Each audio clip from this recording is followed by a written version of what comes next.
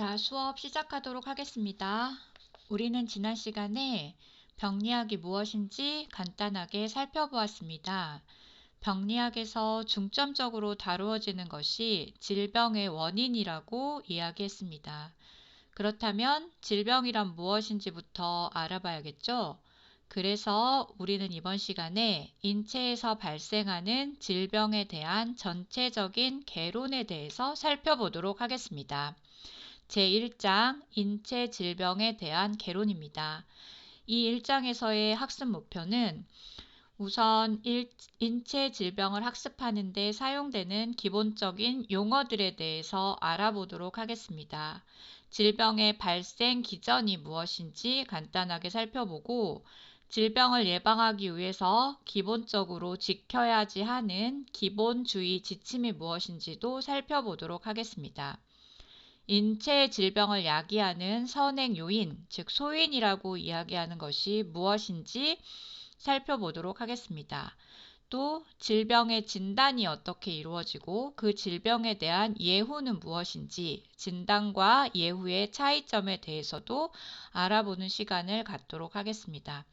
마지막으로 질병을 진단하는데 일반적으로 가장 많이 사용하고 있는 몇 가지 검사 방법에 대해서도 알아보는 시간을 갖도록 하겠습니다. 이번 슬라이드에서는 인체 질병을 학습하는 데 사용되는 기본적인 용어인 질병, 장애, 증후군의 개념에 대해서 알아보도록 하겠습니다. 첫 번째 질병, 디지즈라는 개념은 인체에 생겨나는 비정상적인 구조와 기능의 변화라고 정의할 수 있습니다. 또는 비정상적인 증상이 발생하는 상태라고 정의하기도 합니다. 예를 들어 골절이라는 질병은 뼈가 부러져서 비정상적인 구조를 보이는 상태라고 이야기할 수 있겠죠. 그와 동시에 뼈가 할 수 있는 지지 기능을 상실한 상태라고도 설명할 수 있습니다. 두 번째 예로 폐렴이라는 질병은 정상적인 폐에 염증이라는 비정상적인 증상이 발생되어 있는 상태의 질환이라고 설명할 수 있습니다. 또한 우리가 질병을 이해하는 데 있어서 항상성이라는 개념이 중요하게 다루어지는데요. 질병의 다른 정의로 항상성의 교란 상태라고 정의할 수도 있습니다. 그래서 항상성이란 우리 인체가 항상 정상적이고 동일한 상태를 유지해 나가려 하는 것이라고 설명할 수 있고 우리 몸에는 이러한 항상성을 유지하려는 여러 가지 시스템을 갖추고 있습니다. 예를 들어서 혈당이 높아졌을 때 인슐린이라는 호르몬을 분비해서 혈당을 기존의 정상 혈당으로 유지하려는 것 역시 항상성 시스템의 한 가지라고 할 수 있고 이러한 항상성이 깨졌을 때 질병이 발생하게 됩니다. 혈당을 조절하는 인슐린이라는 호르몬이 분비되지 않을 때 발생하는 대표적인 질환이 당뇨일 수 있죠. 그래서 이처럼 질병을 이해하는데 우리 몸의 신체의 항상성의 개념을 이해하고 질병 역시 이러한 항상성이 깨어져 있는, 교란되어져 있는 상태일 때 야기되는 것이다 라고 이해하시면 되겠습니다. 반면에 디소더, 이 장애라는 것은 기능의 교란 혹은 이상이라고 정의할 수 있습니다. 즉, 기능적으로 문제가 생겨서 제 기능을 하지 못하는 것, 그것이 디소더, 장애입니다. 이 장애는 신체적 장애뿐 아니라 정신적인 장애를 가리키는 용어들도 많이 있을 수 있습니다. 예를 들어 관절이 제 기능을 하지 못할 때 우리는 관절장애라는 용어를 사용합니다. 뇌 질환으로 인해서 뇌가 제 기능을 하지 못했을 때 뇌병변 장애라는 용어를 사용하고 제대로 볼 수 없어서 시력이 그 기능을 못할 때는 시력장애라는 용어를 붙일 수 있습니다. 이처럼 관절장애, 뇌병변장애, 신체장애, 시력장애 이런 것들은 신체적인 장애인 반면에 정신적인 장애가 있는 환자들한테도 장애라는 용어를 붙이는데 대표적인 게 자폐성 장애라든가 양극성 장애라는 용어가 그것에 대한 대표적인 예시라고 할 수 있겠습니다. 세 번째 신드롬, 증후군이라는 것은 특별한 질환에 의해 생겨날 수 있는 일련의 증상을 묶어놓은 것입니다. 우리가 흔히 많이 들은 다운 증후군, 즉 다운 신드롬 역시 선천적인 유전적 질환인데 21번 염색체가 3개가 존재하면서 여러 가지 증상, 즉 정신지체라든가 신체 기능 장애라든가 아니면 성장 발달 장애에 문제가 일으켜서 이런 증상들이 한꺼번에 나타나는 상태를 다운 증후군이라고 명명할 수 있겠습니다. 여러 가지 증상을 하나로 묶어서 부르는 것, 이게 이제 가장 쉬운 설명일 것 같고요. 임상에서 가장 많이 볼 수 있는 게 과민성 대장 증후군이라는 용어도 많이 들어보셨죠. 대장 내시경 검사나 엑스레이 검사 등에서는 특별히 문제가 보이지 않는데도 환자는 복통을 호소하거나 복부 팽만감이나 아니면 배변 습관의 변화, 즉 철사와 변비를 번갈아 가면서 하는 여러 증상들이 한꺼번에 나타납니다. 이런 증상들을 나타나는 상태의 질환을 과민성 대장 증후군이라는 용어를 사용해서 정의하고 있습니다. 이처럼 병을 나타내는 여러 가지 용어에 디지즈, 질병과 디소더, 장애와 신드롬, 증후군이 나누어져 통용돼서 사용되고 있다라는 개념적인 의미를 잘 이해하시면 되겠습니다. 다음은 발병 기전에 대한 설명입니다. 자, 발병 기전이라는 것은 특정한 질병이 어떻게 진행되어지는지에 대한 서술이라고 설명할 수 있습니다. 우리가 흔히 알고 있는 감기의 발병 기전을 한번 살펴보도록 할까요? 그래서 감기를 앓고 있는 다른 사람과 간단한 악수를 하거나 접촉을 했을 때 그 접촉한 부위를 손을 눈이나 코를 비빔으로 해서 감기 바이러스가 내 몸으로 들어오게 됩니다. 그러면 잠복기를 거치게 되죠. 이 잠복기라는 개념은 몸 안에서 바이러스가 증식하는 시기라고 할 수 있고 잠복기에는 증상이 나타나지 않습니다. 근데 질병기가 되면 감염자에게 콧물이나 눈의 가려움이나 기침이나 객담 등과 같은 분비물이 발생하게 됩니다. 이러한 증상이 나타나는 시기가 질병기라고 하고 질병기를 거쳐서 다시 건강 상태로 회복을 돌아오는 기가 회복기라고 이해할 수 있습니다. 이처럼 어떠한 질환이 생겨서 회복되는 과정, 잠복기, 질병기, 회복기를 거치는 것, 이것이 이제 발병 기전이라고 이야기할 수 있겠습니다. 발병 기전은 시간에 따라서 시간의 기간, 그 발병 기간이 짧냐 혹은 기냐에 따라서 발병 기전을 두 가지로 크게 분류할 수가 있는데 그걸 어큐트, 급성과 크로닉, 만성으로 구분합니다.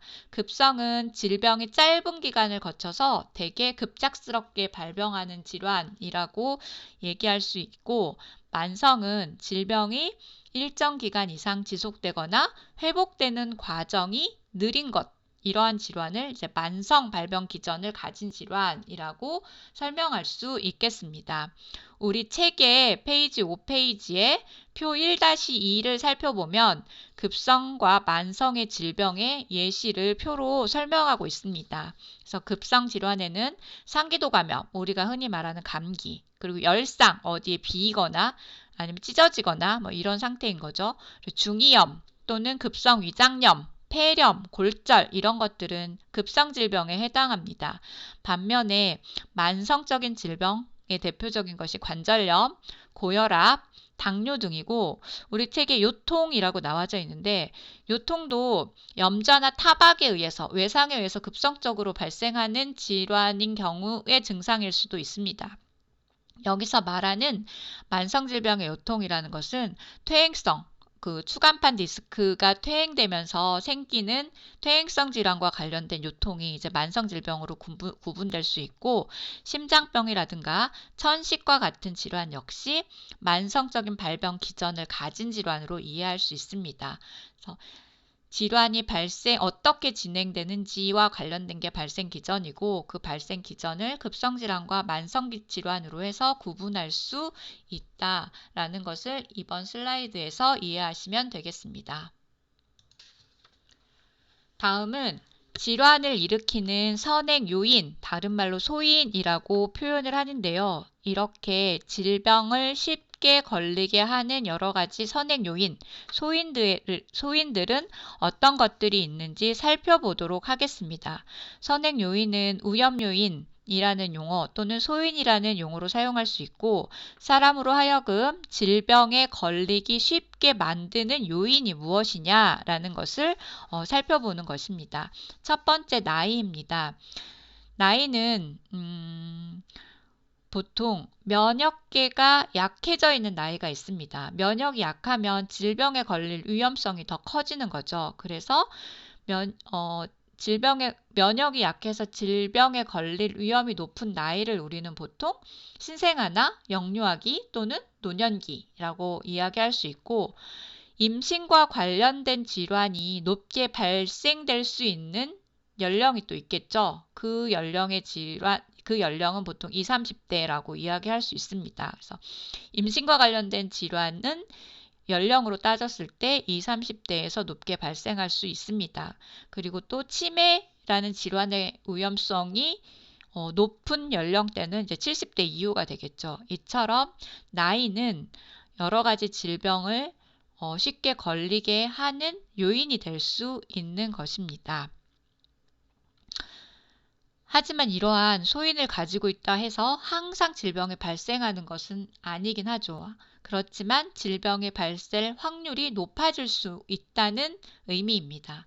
두 번째로 성별 역시 이러한 선행 요인이 될 수 있는데, 예를 들면 여성인 경우에는 유방암에 걸릴 확률이 남자보다는 훨씬 높겠죠. 반면에 전립선 질환은 여자보다 남성이 걸리는 질환이기 때문에 질환별로 이런 성별이 선행 요인으로 작용할 수 있습니다. 세 번째 요인으로 환경입니다. 대표적인 것을 보면 공기오염은 당연히 호흡기계 질환을 일으킬 수 있는 소인이 될 수 있고, 수질오염, 물이 오염됐을 때는 소화기계 질환을 일으킬 수 있는 소인이 되겠죠. 또는 굉장히 시끄러운 장소에 소음이 노출되어져 있다. 그런 환경에서 일을 한다면 당연히 청각과 관련된 질환을 일으킬 소인을 가지고 있다고 설명할 수 있겠습니다. 최근래에 가장 중요시 여기고 있는 것들이 또 생활 양식이라고 할 수 있겠는데요. 이런 생활 양식 역시 질병을 일으키는 선행 요인에 해당합니다. 특히 흡연이나 음주 또는 식습관, 운동 유무 이런 것들은 굉장히 질환과 관련된 그런 생활 양식일 수 있습니다.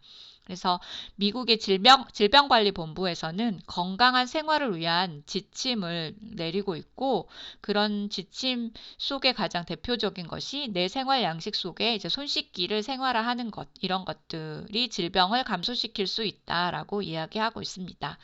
마지막으로 이제 유전 역시 질병에 대한 선행 요인으로 설명할 수 있는데, 유전적인 위험 요소는 우리가 어떻게 할 수는 없지만, 이러한 유전적인 위험 요소를 인식하고 있는 것은 질병을 발생할 수 있게 만드는데 도움을 줄 수 있는 부분이라고 설명을 할 수 있겠습니다. 예를 들면 관상동맥 질환이 높은 가족력이 있으면 내가 그것을 인식하고 담배를 덜 핀다거나, 아니면은 음식 섭취에 있어서 고열량이나 고지방식은 조금 감소해서 채소 위주로 먹는다거나, 이렇게 발병을 예방할 수 있는 요인으로 작용할 수 있다는 거죠. 그리고 유방암이나 자궁암에 그런 가족력을 갖고 있다면 정기검진으로 조기 발견을 해서 관리할 수 있는 것 있기 때문에 이런 것들이 질환의 유전 역시 소인으로 작용할 수 있다는 것입니다. 그래서 위험 요인 혹은 소인이라고 알려져 있는 여러 가지 요인에는 나이, 성별, 환경, 생활 양식, 유전 등을 설명할 수 있겠습니다. 진단에 대해서 알아보도록 하겠습니다. 진단이라는 것은 질병을 확인하거나 명명하는 것이라고 정의할 수 있습니다. 진단은 누가 내릴까요? 우리 임상에서는 의사가 진단을 내립니다. 의사는 환자의 병력, 그리고 신체 검사, 여러 가지 진단 검사로부터 얻은 자료를 가지고 전반적으로 검토한 후에 진단이 이루어집니다. 환자가 가지고 있는 병력이라는 것은 이전의 질환이라든가 가족력이라든가 아니면 그 밖에 앞에서 알아본 소인, 그 다음에 약물 이런 것들이 환자의 병력이고, 이런 정보를 포함해서 환자가 갖고 있는 증상, 즉 복통이나 두통, 가려움증, 구역 이런 것들 호소하는 증상과 또 증후, 직접 관찰할 수 있는, 객관적으로 측정할 수 있는 그런 증후, 즉 구토 증상을 보인다거나 체온이 올라갔다던가 아니면 혈압이 상승했다던가 이런 증후, 즉 병력과 증상과 증후를 모두 종합을 해서 진단을 내리게 됩니다.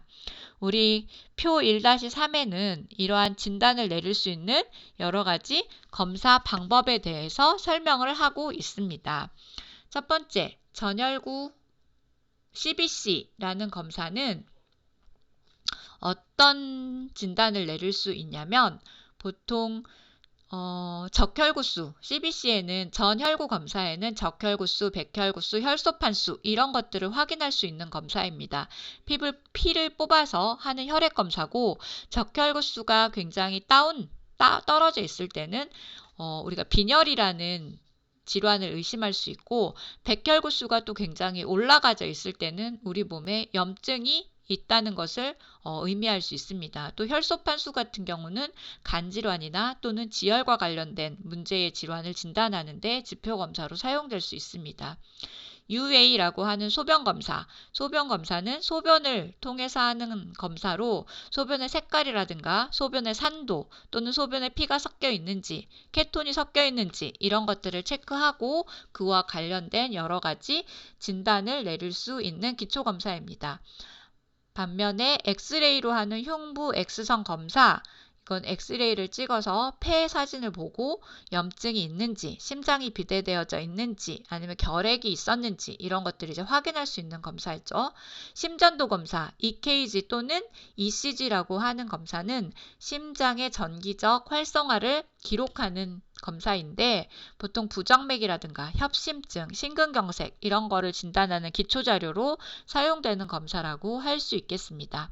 혈당 검사는 우리 혈액으로 하는 검사죠. 포도당의 수치가 얼마나 피 속에 섞여 있는지를 보는 검사로, 공복 시 식전에 하는 혈당 정상 수치는 80에서 120 정도라고 볼 수 있고, 수치에서 저하되어 있으면 저혈당, 올라가져 있으면 과혈당이라고 해서 당뇨의 지표 검사이기도 하고, 이렇게 혈당 검사를 통해서도 기본적인 진단을 내릴 수 있습니다.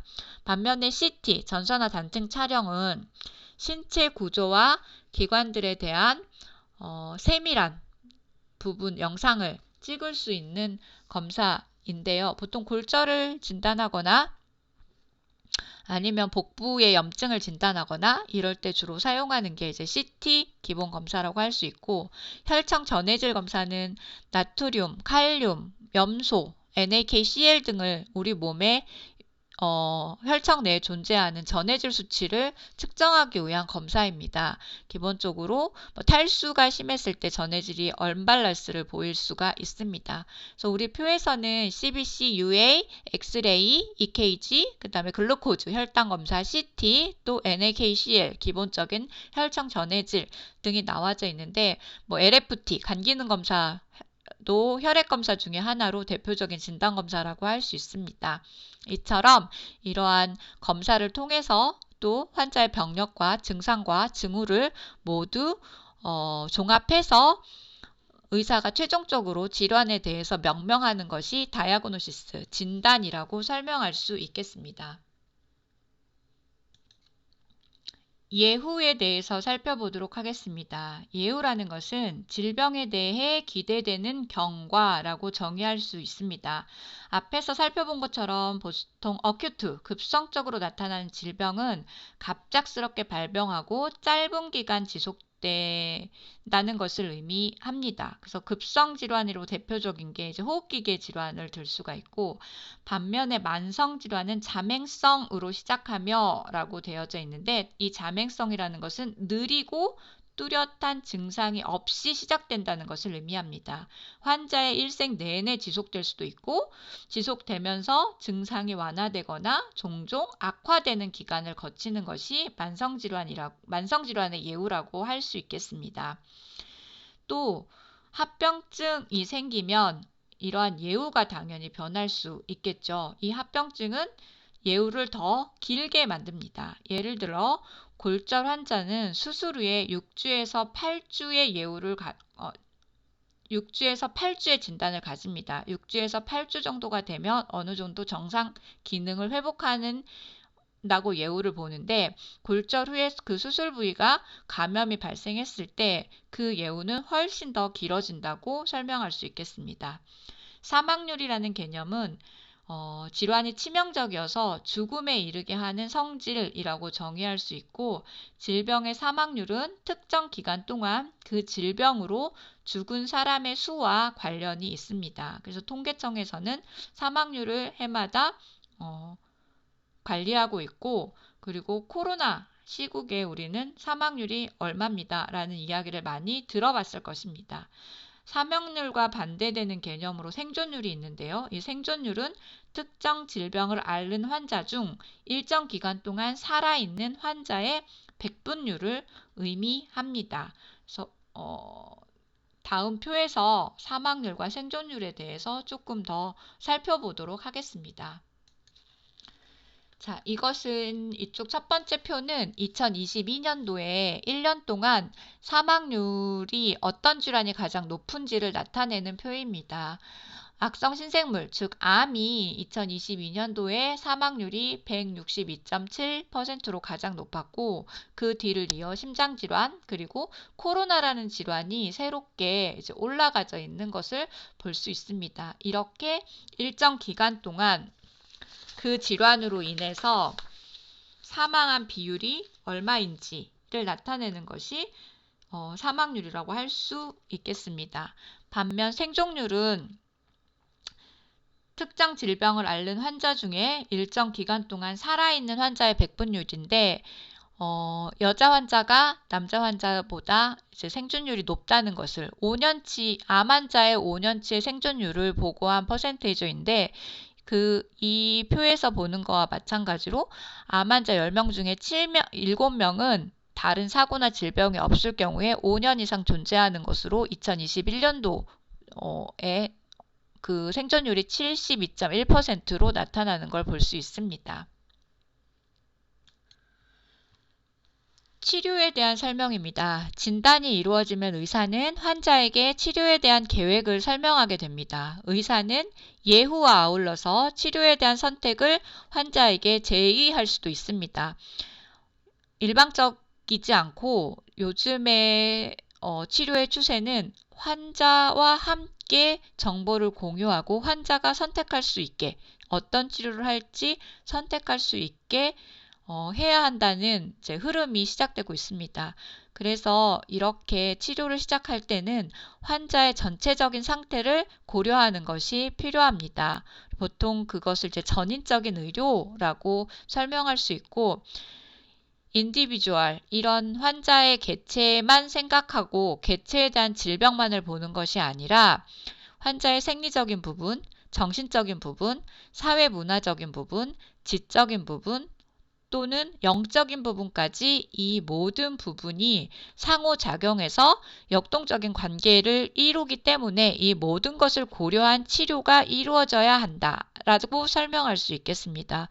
그래서 과거에는 질환에만 집중해서 치료가 이루어졌다면 현재에는 환자의 전체적인 상태를 고려하는 전인적인 의료로 변화하고 있습니다. 선택할 수 있는 치료로 약물 처치, 또는 수술적 치료, 운동치료, 영양조절, 재활치료, 보건교육 등이 있는데, 이러한 여러 가지 치료를 환자와 정보를 공유하고 가장 환자의 입장에서 여러 가지 전인적인 면에서 어떤 치료가 가장 효과적인지를 판단해서 치료가 이루어져야 한다고 설명하고 있습니다. 하지만 가장 좋은 치료는 예방 계획이다 라고 설명하고 있고, 이러한 예방적인 치료를 위해서 우리는 여러 가지 정기검진을 꼭 할 필요가 있다고 설명하고 있습니다.